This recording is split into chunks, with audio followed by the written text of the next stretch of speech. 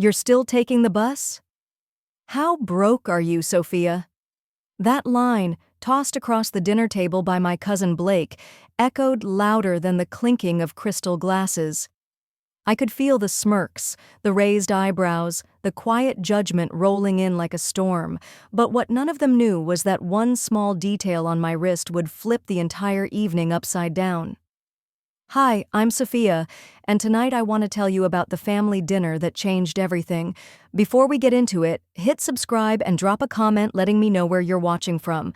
I love seeing how far these stories travel. Now back to that dinner. You see, I'm 29 years old and I run a tech company worth millions. On paper, you'd call me successful. But in reality, I still live in a modest apartment in New York, I wear jeans to family gatherings, and yes, I still take the bus. To my family, that makes me the odd one out. While they parade Ferraris, Chanel dresses, and multi-million-dollar vacation homes, I'm the one slipping in quietly through the front door in an Uber. That night, like every year, the Hayes family gathered in Connecticut at my parents' estate. The chandeliers sparkled, the champagne flowed, and the bragging started before dinner was even served. My Uncle Henry was boasting about his latest acquisition. Blake was already hinting about his new Ferrari parked out front. And me? I was just trying to blend in, hoping no one would notice that I hadn't joined the chorus of self-promotion. But Blake did notice. He always does. His favorite sport is turning me into the punchline. So when he leaned across the table and mocked me for still riding the bus, the laughter spread quickly. Even my mother's smile faltered, caught between embarrassment and silence. What Blake didn't realize, though, was that in a matter of minutes, his little joke would backfire. My father's eyes would lock onto my wrist, and the truth, the kind of truth that can silence an entire room, would finally surface. And that's when the story really begins. The truth is, I wasn't always this calm about being underestimated. Growing up as the daughter of Thomas and Eleanor Hayes meant I was surrounded by privilege from the very start. Private schools, summers in the Hamptons, every opportunity money could buy. But I didn't want to live in the shadow of my father's empire. I wanted something real, something I could build with my own two hands. So when I graduated from Harvard Business School, I shocked everyone. I turned down a six-figure job offer at my father's real estate company and took an entry-level role at a struggling tech startup instead. My family thought I had lost my mind. Blake, of course, was the loudest critic. He sneered, "You could be driving a Porsche by next year if you worked for Uncle Thomas. Instead, you'll be making coffee for nerds who'll go bankrupt in 6 months." I smiled at him that day, but inside I was determined. I wanted to prove that success wasn't about riding someone else's coattails. It was about creating value. The startup became my proving ground. The hours were brutal, the pay was laughable, and the risk was high. But it was there that I met Victor Klein, a 65-year-old entrepreneur who had built and sold 3 unicorn companies. Unlike my family, Victor didn't care about appearances. He drove an old Toyota, wore the same sweater on repeat, and lived in a modest home despite being worth billions. One afternoon, as I struggled with self-doubt after a failed pitch, he leaned across my desk and said words that would change my entire outlook. "True wealth is invisible, Sophia. The moment you need to show people how successful you are, you've already failed at understanding success." That line hit me like a thunderbolt. Victor became more than a mentor. He became my anchor. He taught me that value comes from impact, not image. When the startup was eventually acquired by a tech giant, I used my buyout money to launch my own company, Klein Dynamics, named in his honor. The early years were tough. I lived in a tiny studio, worked 18-hour days, and poured every cent back into the business. Victor never wavered in his belief in me.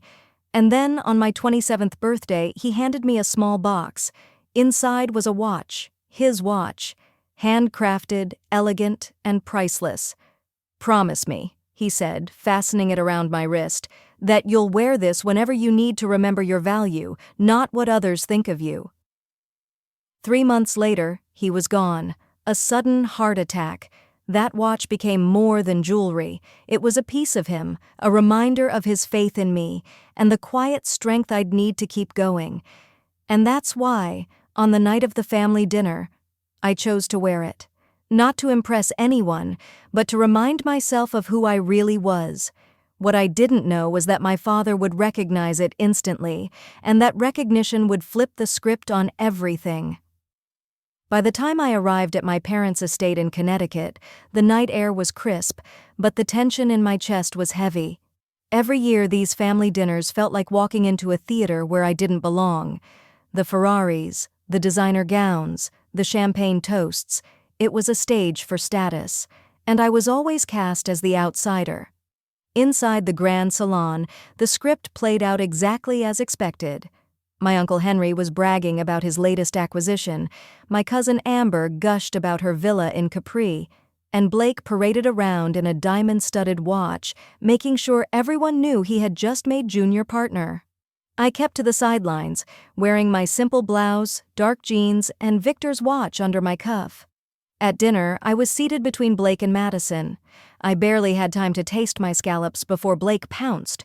He swirled his glass of Bordeaux, his voice dripping with smugness. "So, Sophia, still riding the bus around New York?" The table chuckled. I felt the weight of pitying glances, the forced smiles.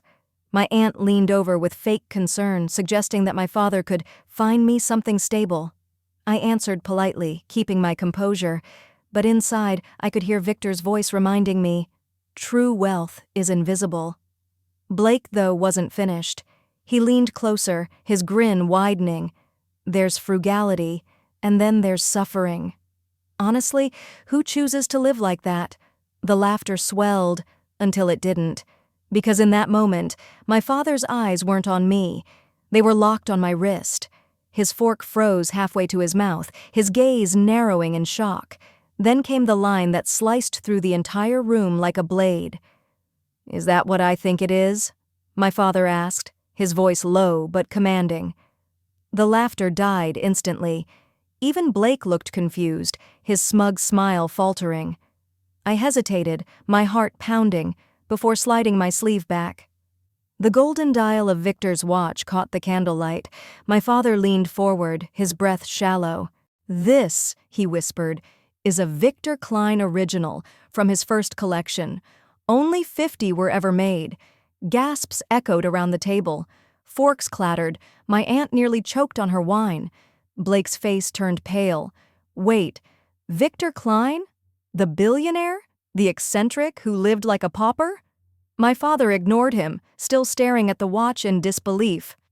"Sophia, how do you own this?" I swallowed, steadying my voice. Victor was my mentor.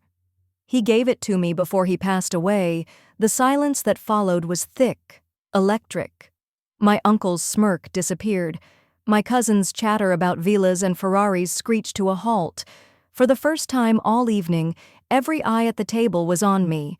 My father sat back, his expression shifting from astonishment to pride. "Do you realize this is worth at least $2 million, maybe more?" I nodded calmly. "I wear it not for its price, but for what it represents." That single exchange shattered years of assumptions. The cousin they had mocked for being broke was suddenly recast in their eyes, not as the family's oddball, but as someone with a story they didn't understand. The power dynamic at that table had changed, and I knew the night was only just beginning. The silence at the table was almost unbearable. For years I had been the quiet cousin, the one they dismissed with polite nods while they boasted about promotions, penthouses, and luxury vacations. And now, because of a watch, everything had shifted. My Uncle Henry finally broke the silence, his tone skeptical. "Victor Klein? You mean the tech eccentric? You're telling us he just gave you that watch?"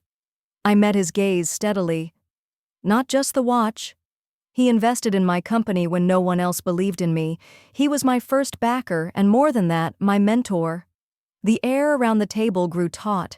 My cousins, who moments earlier had been bragging about their latest toys, were suddenly leaning in. Their diamond necklaces and Rolexes looked gaudy under the weight of my words. Blake, still clinging to disbelief, let out a nervous laugh. "Come on, Sophia." "Your startup? What does it even do? Sell apps to mom-and-pop stores?" My father set down his fork, his voice firm but quiet. "Blake, enough. Her company is doing far more than you realize." I could see it in his eyes. He wanted me to tell them. For the first time, my father wasn't just protecting me, he was inviting me to step into the light. So I took a deep breath and said it plainly. Klein Dynamics is valued at $1.8 billion after our last funding round. We work with Fortune 500 companies, major healthcare systems, and the federal government. The room froze. Glasses stopped mid-air. My Aunt Pamela nearly dropped her napkin. Madison's phone slipped in her hand as she scrambled to Google my company. Then came the line, the one that marked the real turning point of the night. $900 million, I said, locking eyes with Blake. That's the size of our government contract over the next 5 years. The collective gasp was almost comical. Blake's jaw literally dropped. My Uncle Henry choked on his drink. My mother blinked as if I'd spoken another language. You're a billionaire? Amber whispered. I shook my head calmly. On paper, maybe. But most of my wealth is tied up in the company. I take a modest salary. I live simply because I choose to. That's the life Victor taught me to value. For a moment, no one spoke. The same family who had mocked me for my Uber ride now stared at me with a mixture of awe, envy, and disbelief. Blake leaned back in his chair, his face flushed. All this time, he muttered, I thought you had nothing. I looked at him steadily.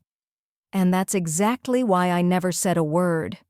I didn't want my worth to be measured in dollars or Ferraris. My worth comes from what I build, what I give back. The atmosphere at the table had transformed.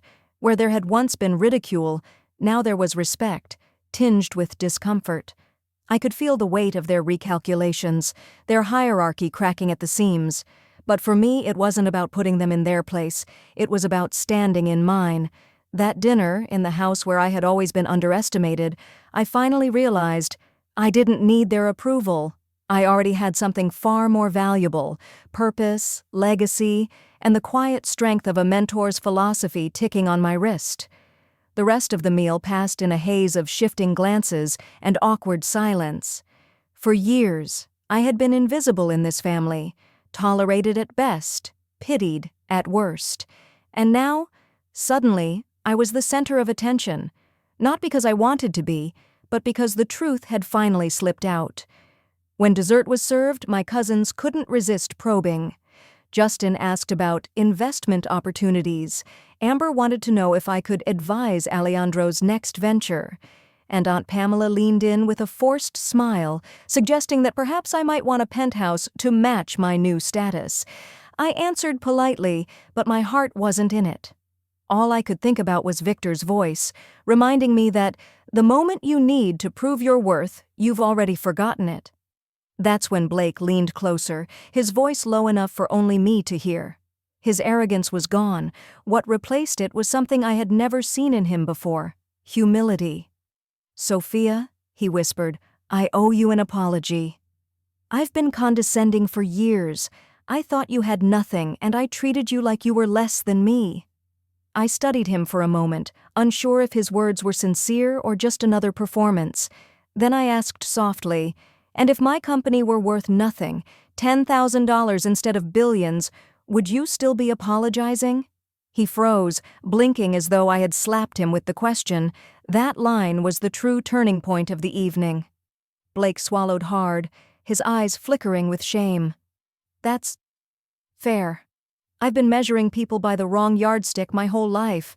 Success, status, money. It's all I was taught to value. But you're right. That's no excuse. For the first time, I believed him. His voice wasn't mocking. His face wasn't smug. He looked like a man suddenly realizing how shallow he had been. I nodded gently. It's never too late to rethink your values. Victor was 40 when he realized wealth and image weren't the point. He spent the rest of his life focused on impact instead. Blake exhaled slowly, as if releasing a lifetime of arrogance. Then maybe it's not too late for me. We fell into silence, but it wasn't the tense silence from before. It was a fragile beginning of understanding. A few minutes later, my father moved his chair closer to mine. His expression was serious, but there was pride in his eyes. "You know, Sophia, I've always been proud of you. But tonight, I saw something I hadn't before. You've built all this on your own terms, and I should have recognized that sooner." The words caught me off guard. My father, the man I had spent years trying not to disappoint, was finally seeing me, not as his daughter in need of protection, but as a woman who had carved out her own path.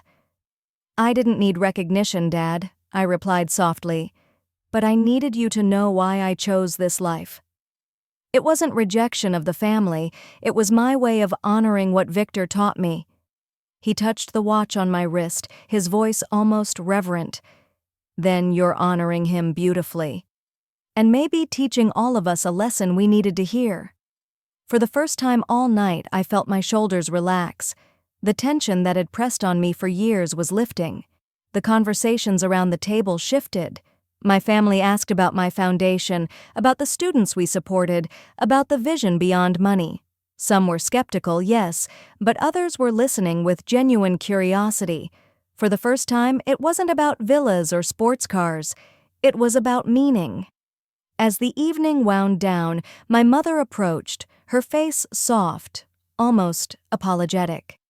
"Sophia, sweetheart, I may never understand why you choose jeans over Chanel or buses over Bentleys, but I see now that you're happy. And maybe that's enough." I smiled at her, touched her hand, and whispered, "It's more than enough." Walking out of that mansion later, Uber waiting in the drive while luxury cars gleamed under the moonlight, I realized something profound. My family hadn't changed overnight, but I had. I no longer needed their approval. Victor's philosophy had become mine. True wealth is not measured in possessions but in purpose. And that night, for the first time, my family saw it too. 3 weeks after that unforgettable dinner, I stood in my office overlooking Madison Avenue. The space was simple: glass walls, clean lines, photos of my team working with clients. No marble floors, no million-dollar art. Just reminders of the lives our technology touched. That morning, my father had visited. He walked through the office slowly, shaking hands with developers, asking thoughtful questions. When he looked around at the energy in the room, he smiled and said, "You've built something extraordinary, Sophia. Not just a company, a culture." Those words meant more than any headline or valuation ever could. For the first time, I knew he didn't just respect what I'd built. He understood it. Later that week, I met Zoe, a 16-year-old applying to our foundation. She wanted to use data to fight food insecurity. Her eyes sparkled with the same fire I once carried.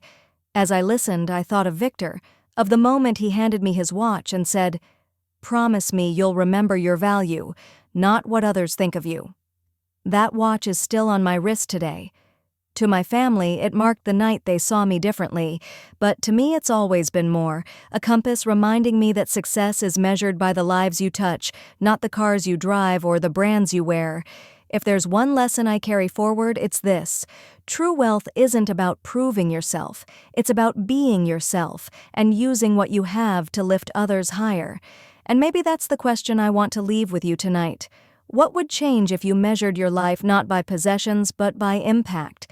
Thank you for spending this time with me. If this story touched you, I'd love for you to subscribe and share where you're watching from in the comments.